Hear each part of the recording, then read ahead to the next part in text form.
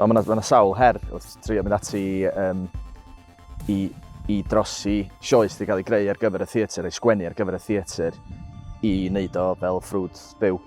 A un o'r rheini yn amlwg ydy bydd gynnon ni ddim cynulleidfa yn fyw yn y theatr. Cynulleidfa ydy darn ola y broses creadigol, enwedig pan mae'n dod i gomedi.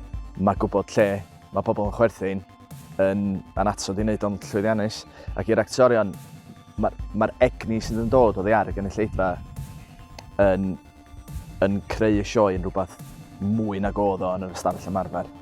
Ac fi'n gwybod loads o ferched sy'n ffansio ti. Pwy? Ni'n gwybod bod ti'n mynd i dweud hwnna.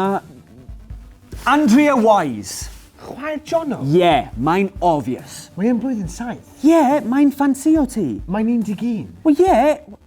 Os sa'n dweud bod ti'n moyn wneud unrhyw beth amdano fe. Mae'n eitha her i baratoi ar gyfer y ffaith na does na neb yn yr ystafell, ond da ni'n gwybod wedi gwneud y sioe yn barod llynedd, bod y ddrama yn ddoniol, a mae'r actorion yn gwybod hynny.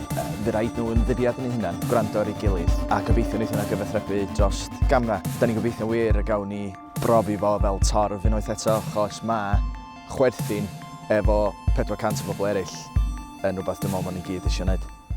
Pwy arall? Pwy arall beth? Yr holl ferched yma. Fi ofyn dweud unrhyw un arall yn case ti'n ei nuts i eto. Os maen nhw dros 11, dylai fi fod yn okay. Auntie Barbara. Be?